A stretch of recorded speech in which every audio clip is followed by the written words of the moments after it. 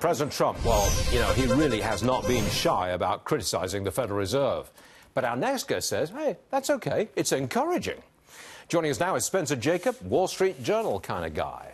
Most people who look at this say, the President of the United States should not be messing around with the independence of the Fed. But you say it's okay. Make your case. Here's the thing you have to understand about the Fed is that its independence is very, very hard, or its reputation, rather, is very hard to earn and very easy to lose. Paul Volcker sent the U.S. into double-dip recessions in the early 1980s, winning back the credibility of the Fed. Yep. Now, the fact that President Trump is criticizing the Fed is not going to help him.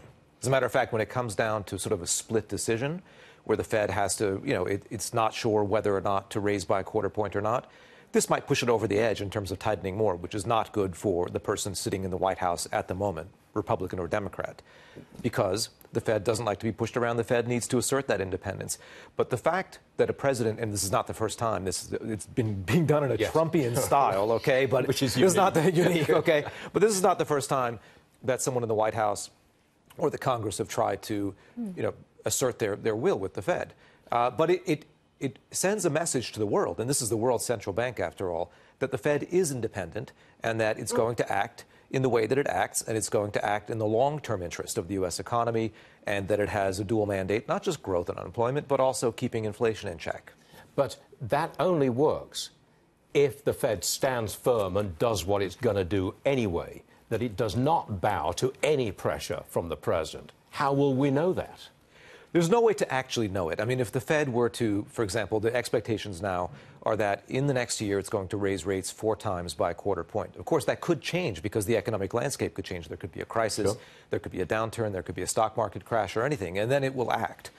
And it's very difficult, in real time to say if the Fed is doing the right thing. Even in 10 years, economists will be writing papers saying, did the Fed do the right thing in 2018? We really can't know. But what we do know is that the Fed is fiercely independent and that it's not going to act because of the president's words. And the fact that the president's words are out there and the fact that it's going to probably raise rates in December, and it's probably going to raise rates, according to economists' forecast, 3 to 4 times next year, if all goes well, is a message to the world that the Fed is a completely independent institution, and that's a good criticism actually, I think, helps it in a way. It reminds people of that. Spencer, this is the only 3-minute interview on the Federal Reserve that we've ever had on this program, or at least since you were last on it a couple of years ago. Congratulations, young man. That was great. Spencer, thank you very much, sir. Thank you.